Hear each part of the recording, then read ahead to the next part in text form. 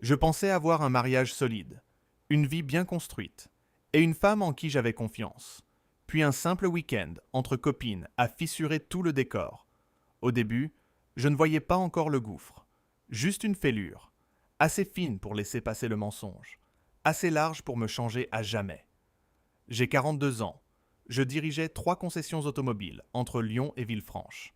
Une vie réglée comme une révision constructeur, des chiffres propres, des équipes stables, un duplex dans le 6e, une cave à vin plus prétentieuse que nécessaire, et une épouse, claire, élégante, brillante, le genre de femme qui savait parler à un notaire, à un banquier et à un serveur de brasserie, avec exactement le même sourire maîtrisé. Pendant longtemps, j'ai cru que nous formions un duo sérieux, adulte, presque enviable. Nous avions nos habitudes, le café pris debout dans la cuisine, les dîners du jeudi chez des amis, les messages rapides entre 2 rendez-vous, et au milieu de tout ça, notre sujet fragile, les enfants. 3 ans d'essai, 2 fausses joies, des consultations, des analyses, des silences dans la salle d'attente d'une clinique de fertilité à Écully, tout ce romantisme très français du couple moderne, la mutuelle, les ordonnances, les agendas croisés, et cette fatigue qu'on maquille avec du champagne le samedi soir, Claire disait qu'il fallait tenir, que notre couple valait plus que cette épreuve. Je la croyais, parce que c'était plus simple que de regarder les détails qui clignotaient déjà comme un voyant moteur. Le vendredi où tout a commencé, elle est entrée dans mon bureau, à la maison, avec une valise cabine beige, son téléphone à la main, et ce ton trop neutre que j'ai appris depuis à détester. Elle m'a dit qu'elle partait dans la Napa Valley pour le mariage d'une amie de fac, avec Max, sa grande amie et partenaire sur quelques projets d'événementiel. J'ai levé les yeux de mon ordinateur. J'ai demandé pourquoi je n'avais jamais entendu parler de cette amie. Elle a souri, ce sourire sec des gens qui veulent clore une conversation, et elle a répondu « Tu n'as pas rencontré toutes mes connaissances. Heureusement pour toi. » J'aurais pu rire. J'ai juste hoché la tête. Elle a ajouté que le réseau passait mal là-bas, qu'elle serait occupée, qu'il ne fallait pas s'inquiéter si elle répondait peu. La phrase idéale pour quelqu'un qui prépare un alibi. Mais sur le moment, je n'ai rien dit, parce qu'un homme marié apprend parfois à appeler confiance ce qui ressemble déjà à de la résignation. Les premières heures, tout paraissait normal. Une photo d'un vignoble envoyée sur WhatsApp, un verre de blanc posé devant un paysage un peu trop parfait, un message bref, bien arrivé, journée chargée, je t'embrasse, puis plus grand-chose. Le lendemain, je lui ai écrit vers midi, aucune réponse avant 17 heures, un simple mariage interminable. Je suis crevé. Ce qui m'a surpris, ce n'était pas le silence, c'était la froideur. Pas de petites blagues, pas de détails inutiles, pas ce ton complice qu'elle gardait même dans les mauvais jours, juste des messages plats, administratifs, comme un échange avec le syndic. Le dimanche soir, elle est rentrée un peu après 21 heures, je l'ai entendue poser sa valise dans l'entrée. Ses talons ont claqué sur le parquet. Je suis sorti du salon avec 2 verres, prêt à jouer au mari civilisé. Elle m'a embrassé vite, trop vite. Son parfum était le même, mais dessous il y avait autre chose. Un hôtel, un linge lessivé industriel, une odeur de voyage qui ne ressemblait pas à un week-end entre amis. Elle m'a dit qu'elle était épuisée, que le vol avait été infernal, que Max avait failli perdre son bagage. Elle parlait trop, comme ceux qui meublent une pièce avant qu'on remarque ce qui manque. Je l'ai observée pendant qu'elle retirait ses boucles d'oreilles dans le miroir de l'entrée. Pas un regard franc. Pas une question sur mon week-end. Pas même ce réflexe tendre qu'on garde normalement après 2 jours loin de chez soi. Elle semblait revenue sans vraiment rentrer. Plus tard dans la nuit, elle s'est rapprochée de moi, naturellement en apparence. Mais il y avait dans ses gestes quelque chose de calculé, comme une démonstration destinée à effacer une absence. Je ne saurais pas expliquer autrement ce malaise précis, cette impression sourde d'être déjà le dernier informé dans ma propre vie. Après, allongé dans le noir, je fixais le plafond en entendant la circulation lointaine sur le quai. Claire dormait sur le côté, dos tourné, téléphone glissé sous son oreiller. Un détail ridicule, presque caricatural. Sauf que chez elle, rien n'était jamais caricatural. Tout était toujours utile, pensé, rangé. Le lundi matin, elle est partie tôt pour un rendez-vous, sans café, sans baiser, sans ce théâtre ordinaire qui maintient les mariages debout. J'ai débarrassé la cuisine, regardé la tasse qu'elle n'avait pas touchée, et pour la première fois, j'ai eu cette pensée nette, brève, glaciale. Ma femme m'a menti. Je n'avais encore aucune preuve, juste des angles morts, une voix intérieure, et un sentiment désagréable que mon existence bien tenue venait d'ouvrir une porte sur quelque chose de sale. Je ne savais pas encore à quel point, ni avec qui, ni depuis combien de temps. Mais je savais une chose. Quand un mensonge arrive habillé aussi proprement, c'est qu'il en cache déjà plusieurs. Et le pire, c'est que je n'étais qu'au début. Les 2 semaines qui ont suivi ont eu l'air normales. C'est ce qu'il y a de plus élégant dans une trahison bien installée. Elle sait mettre une nappe propre sur un cadavre. Claire reprenait ses habitudes, avec une précision presque irritante. Ses appels en visio dans le bureau, ses rendez-vous, ses messages tapés à une vitesse sèche, son air absorbé de femme débordée et compétente. Et moi, je jouais mon propre rôle, celui du mari occupé, calme, raisonnable, celui qui ne fouille pas, qui ne dramatise pas, qui continue à signer des bons de commande et à serrer des mains en concession, pendant que quelque chose, chez lui, commence à grincer sérieusement. J'aurais préféré une scène, un parfum sur une chemise, un prénom lancé par erreur, quelque chose de simple, de presque banal. À la place, j'ai eu pire. Le doute poli, le genre de poison qui se boit en costume. Au début, ce n'était que des détails. Claire gardait son téléphone écran contre table. Elle allait répondre sur le balcon, même quand il faisait froid. Elle sursautait légèrement quand une notification vibrait pendant le dîner. Et surtout, elle avait cessé de me regarder vraiment. Elle me parlait. Oui, elle me répondait. Bien sûr. Mais avec cette présence administrative que l'on réserve aux gens dont on a déjà commencé à se détacher. Un mardi soir, alors que nous mangions des pâtes trop cuites et une burrata hors de prix, elle m'a dit, sans lever les yeux, qu'elle pensait relancer un nouveau projet avec Max et peut-être chercher des investisseurs plus solides. J'ai demandé, plus solides que qui? Elle a haussé une épaule. Plus solide que les amateurs. J'ai souri. Un sourire sans chaleur, parce que je connaissais ce ton. Elle testait quelque chose. Peut-être une future version de sa vie. Une vie où je deviendrais progressivement l'homme trop stable, trop installé, trop utile, puis remplaçable. Je n'étais pas jaloux à ce stade. J'étais gêné par une impression plus humiliante encore, celle d'être en train de comprendre l'histoire après tout le monde.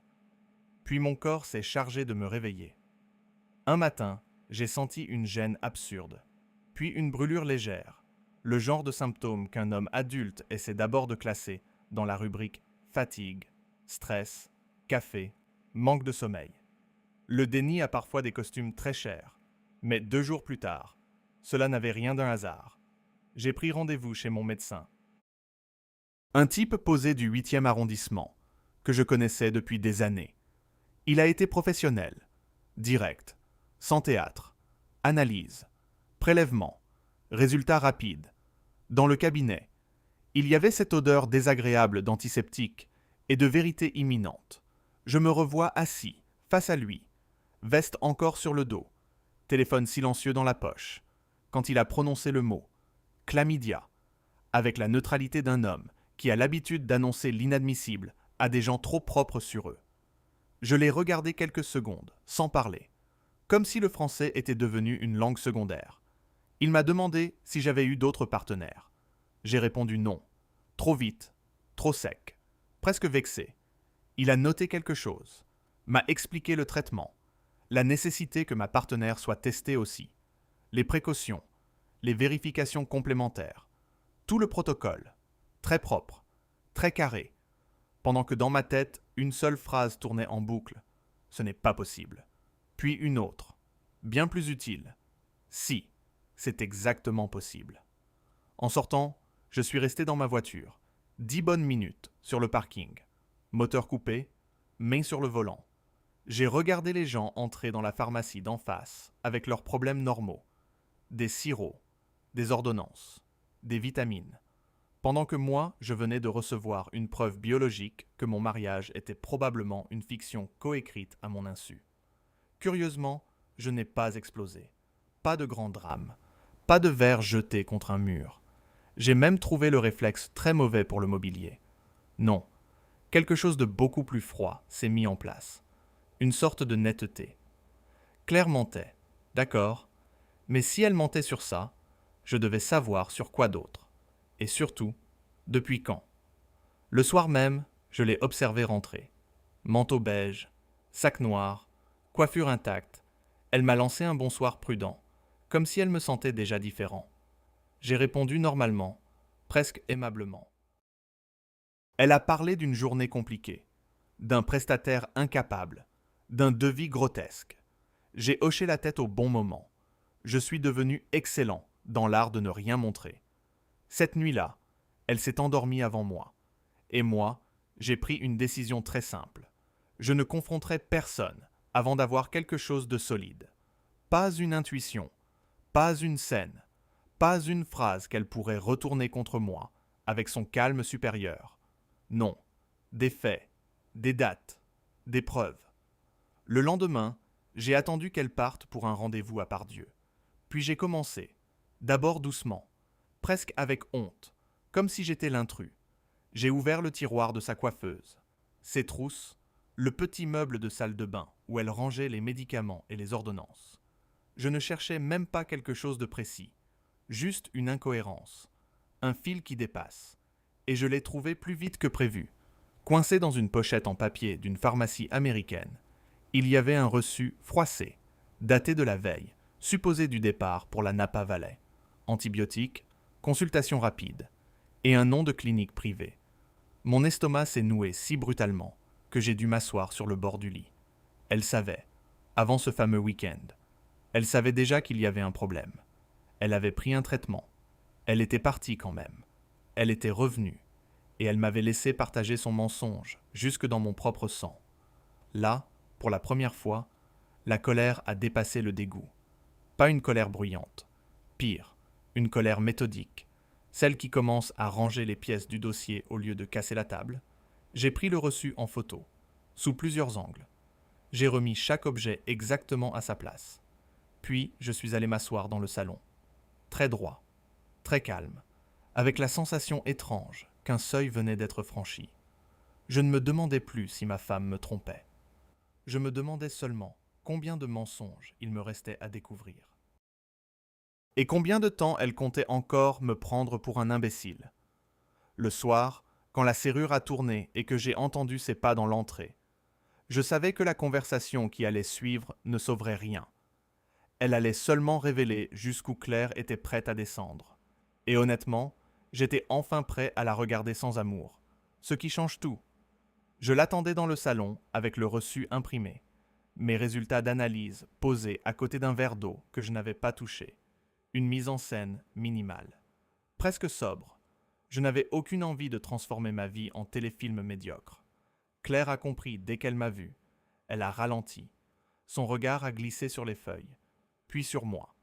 Et pendant une seconde, une seule, son visage s'est vidé. Plus de maîtrise, plus de vernis, juste la peur nue. Ensuite, elle a repris sa posture, celle qu'elle utilisait avec les fournisseurs pénibles et les gens qu'elle croyait pouvoir fatiguer par son calme. Elle a posé son sac, retiré son manteau, et m'a demandé d'une voix presque agacée « Qu'est-ce que c'est encore ?» J'ai poussé les documents vers elle, doucement. Pas besoin de théâtre quand les faits travaillent déjà pour vous. Elle a regardé le résultat, puis le reçu, puis de nouveau le résultat. J'ai dit « Tu veux commencer par le mensonge sur la Napa Valley, par l'antibiotique acheté avant le départ, ou par l'infection que tu m'as transmise en rentrant ?» Elle a blêmi, puis très vite, elle a essayé la première défense des lâches intelligents, la confusion organisée. Ce n'est pas ce que tu crois. Il faut que je t'explique. Phrase remarquable. En général, elle signifie exactement que vous avez compris bien plus que ce qu'on espérait. J'ai laissé un silence, le genre de silence qui oblige l'autre à remplir le vide avec ses propres contradictions. Elle a attrapé les feuilles, les a reposées, s'est assise, a croisé les bras comme si elle assistait à une réunion difficile. Puis elle a dit que c'était une erreur. Un moment de faiblesse. Une seule fois. Pendant le week-end. Trop d'alcool. Trop de tension. Trop de distance entre nous. J'ai presque admiré la structure. Il y avait tout. Le flou. La culpabilité partagée. La tentative de dilution morale. Il ne manquait qu'un violon derrière la bibliothèque. J'ai pris le reçu. Je l'ai levé entre deux doigts. Et j'ai demandé « Alors explique-moi comment tu as pu acheter un antibiotique avant ce prétendu moment de faiblesse. » Là, elle a cessé de jouer la surprise. Son regard s'est durci. Elle a compris que la version courte ne tiendrait pas. Elle a baissé la tête quelques secondes, puis elle a lâché qu'elle avait eu un doute avant, qu'elle s'était affolée, qu'elle n'était pas sûre de rien, qu'elle avait voulu gérer seule. Gérer seule. Expression magnifique. En français moderne. Cela veut souvent dire mentir confortablement, jusqu'à ce que le plafond tombe. Je lui ai demandé son nom. Elle a relevé les yeux. De qui ? J'ai répondu. De l'homme avec qui tu couches. Là, elle a hésité. Trop longtemps. J'ai presque entendu les engrenages. Dire la vérité. Mentir encore. Minimiser. Inventer. Finalement, elle a choisi un compromis de petite stratège. Un homme rencontré par le travail. Rien de sérieux. C'était déjà fini. Je l'ai regardé comme on regarde un devis truqué, sans colère visible, mais avec une certitude ferme. Claire ne regrettait pas d'avoir trahi. Elle regrettait d'être en difficulté. Nuance essentielle. J'ai quitté le salon avant de faire quelque chose de stupide. J'ai pris quelques affaires et je me suis installé dans la chambre d'amis. L'ancienne pièce bureau que nous n'avions jamais transformée en chambre d'enfant. Ironie sobre. Tout à coup, cet espace vide trouvait une utilité. Les jours suivants, nous avons coexisté comme deux copropriétaires en litige. Politesse sèche, porte fermée, horaire décalé. Elle essayait parfois de parler, jamais du fond, seulement des conséquences, de notre image. De ce qu'on pouvait encore sauver, je n'ai répondu qu'une fois. Sauver quoi ? Exactement. Depuis cette chambre, j'ai commencé ma vraie enquête. D'abord légalement, proprement, via les relevés téléphoniques du compte commun professionnel auquel j'avais accès pour des raisons administratives. Claire appelait et écrivait à un numéro très souvent, à des heures absurdes, tôt le matin, tard la nuit, entre deux réunions, pendant des créneaux où elle m'avait dit être avec Max ou avec des clients. Le numéro était enregistré nulle part. Évidemment, les amateurs cachent des noms. Les gens sûrs d'eux cachent les traces. J'ai payé un service discret pour l'identifier. Et le nom est tombé 2 jours plus tard, comme une bouteille sur du marbre. Conrad Ashford. Je connaissais ce nom, pas personnellement, mais assez pour sentir le problème prendre une autre taille. Ashford dirigeait une boîte d'événementiel haut de gamme qui orbitait autour des galas, des œuvres caritatives, des lancements de marques où les gens riches font semblant d'être utiles sous une lumière flatteuse. Presse locale, mécènes, adjoints au maire, restaurateurs, avocats d'affaires, tout ce petit monde qui adore parler de générosité avec du champagne très cher. Claire m'avait cité son entreprise, 1 ou 2 fois, toujours de loin, comme un partenaire potentiel parmi d'autres. Elle avait donc menti avec une économie de détail, qui, rétrospectivement, devenait presque artistique. J'ai continué. J'ai croisé les appels avec les dates, les déplacements, les notes de frais. Certaines conversations duraient 1 minute, d'autres 47. Il y avait une densité qui ne laissait plus place au doute. Pas un accident, pas une dérive brève, une liaison installée, structurée, presque gérée comme un second emploi. Et plus je regardais, plus une autre question remontait. Pourquoi cet homme-là ? Pourquoi ce type brillant en apparence, marié, médiatisé, bien introduit, aurait-il pris autant de place dans la vie de Claire ? Il me fallait quelqu'un d'extérieur, quelqu'un qui sache vérifier ce que moi je pressentais déjà. J'ai donc engagé un détective privé, un ancien flic recommandé par un avocat client de ma concession de Bron, un homme discret, sans folklore, veste sombre, voix basse, pas le genre à vendre du mystère, Plutôt le genre à vous rappeler que la vérité est souvent plus banale et plus sale qu'on l'imagine. Dans son petit bureau près de la gare de Perrache, je lui ai donné les relevés, les dates, les noms, et une seule consigne. Je veux des faits, rien d'autre. Il a hoché la tête, comme un médecin qui connaît déjà le diagnostic. Une semaine plus tard, il m'a rappelé, pas pour m'apaiser, pas pour préparer le terrain, juste pour fixer un rendez-vous. Quand je suis arrivé, il a posé devant moi une enveloppe épaisse et une clé USB, à cet instant précis, avant même d'ouvrir quoi que ce soit. J'ai compris que mon mariage ne reposait plus sur des soupçons, mais sur un dossier, et qu'à partir de là, quelqu'un allait payer l'addition. Restait à savoir combien, et surtout, qui tomberait en premier. Dans l'enveloppe, il y avait des photos, nettes, datées, froides, pas les images tremblantes qu'on voit dans les affaires ridicules. Non, un vrai relevé de faillite sentimentale. Claire sortant d'un restaurant rue Mercière avec Conrad. Claire entrant dans un hôtel discret près de la place Bellecour. Claire sur le balcon d'un appartement du 2e arrondissement. Un verre à la main, chez lui, manifestement à l'aise, comme si elle y avait laissé plus que quelques heures. J'ai fait défiler les clichés sans un mot. Le détective, lui, observait mon visage comme on surveille un tableau de bord. Puis il a ajouté qu'il se voyait depuis plusieurs mois, parfois en journée, parfois tard le soir, parfois sous prétexte de rendez-vous professionnels. Il avait aussi confirmé que le fameux week-end en Napa n'avait jamais existé. Claire avait pris un vol avec Conrad, pas avec Max. Destination: un resort sur la côte californienne. Romantisme premium. Mensonge business class. Le pire n'était pourtant pas encore là.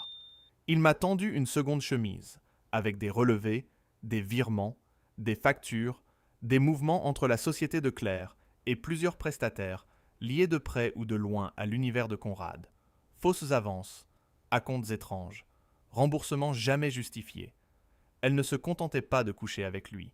Elle l'aidait, financièrement, régulièrement.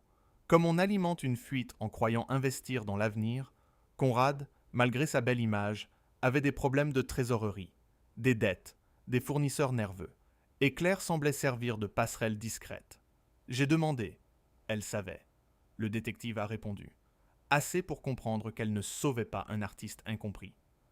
Je suis sorti de là avec la sensation désagréable qu'on venait d'ajouter l'escroquerie au mépris. Le soir même, Max m'a appelé. Numéro inconnu.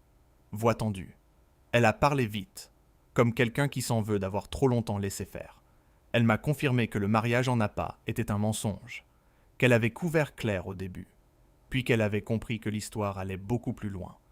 Conrad promettait à Claire une nouvelle vie, un appartement à Paris, des projets communs, une séparation propre, et surtout, selon Max, il parlait déjà de ce que Claire pourrait récupérer dans le divorce.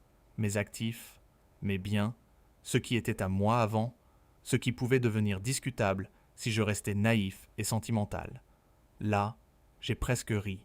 Pas de joie, de précision. Il me découpait en parts, avant même de quitter la table. À partir de ce moment, j'ai cessé d'être un mari blessé. Je suis devenu un dossier impossible à refermer, avec mon avocat, le détective et un expert comptable. J'ai verrouillé ce qui devait l'être. Holdings, preuve d'origine des fonds, contrat, traces de mes acquisitions antérieures au mariage. Et pendant que Claire continuait à dîner en face de moi avec son air digne de femme incomprise, je reconstruisais en silence le plan de secours qu'elle croyait me voler.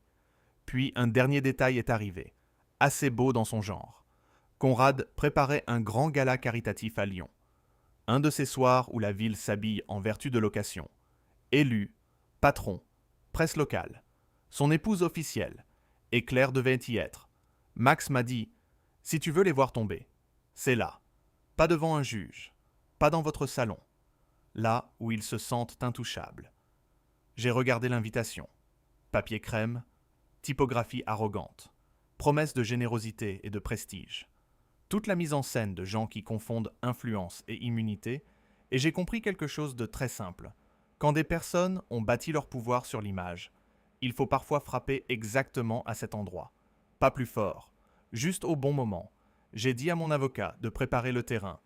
Au détective d'organiser les copies, et à Max de rester disponible. Claire, elle, ignorait encore que pendant qu'elle choisissait sa robe pour cette soirée, moi, je choisissais la minute précise où sa vie allait changer de propriétaire. Le soir du gala, tout brillait avec une indécence presque touchante. Lustres, nappes immaculées, serveurs en gants blancs, flûtes de champagne et conversations pleines de bienveillance stratégique. Ce genre d'événement où les gens donnent à une fondation pour mieux se regarder dans le reflet des autres. Je suis arrivé en costume sombre, invitation en poche, dossier numérique sécurisé et un calme que je ne me connaissais pas. Non pas celui d'un homme pardonné par le destin, celui d'un homme qui a enfin cessé d'être pris pour un décor.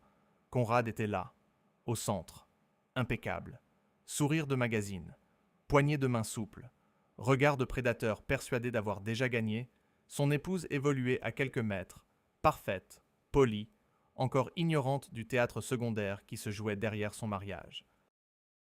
Et Claire, elle, portait une robe ivoire très sobre, le genre choisi pour paraître élégante, sans demander pardon. Quand elle m'a vu, son visage s'est figé une fraction de seconde. Puis, elle s'est avancée, tendue, et m'a soufflé. « Qu'est-ce que tu fais ici ?» J'ai répondu. « Je viens soutenir une belle cause. » Pour une fois, elle a compris au ton que quelque chose clochait. Conrad nous a rejoints avec cette assurance irritante des hommes habitués à être protégés par leur carnet d'adresses. Il m'a salué comme si nous étions de simples connaissances. J'ai trouvé ça presque raffiné. Coucher avec la femme d'un homme, puis lui serrer la main sous des spots. Il faut un vrai sens du service. Quand le discours principal a commencé, j'ai attendu. Pas longtemps. Juste assez pour que la salle soit attentive. Assez pour que les téléphones soient levés. Assez pour que l'humiliation ait une acoustique correcte. Puis, j'ai demandé le micro sous prétexte d'une annonce, liée à un partenariat automobile. Personne ne s'est méfié. L'argent a cette vertu. Il ouvre les scènes. J'ai commencé calmement. J'ai parlé de confiance, d'image, de transparence. Tous ces mots que cette salle adore. Applaudir tant qu'ils restent théoriques. Puis, j'ai nommé Conrad Ashford, sa liaison avec ma femme. Les voyages payés, les hôtels, l'appartement, les virements déguisés, les fonds déplacés via des structures de Claire pour colmater ses problèmes de trésorerie.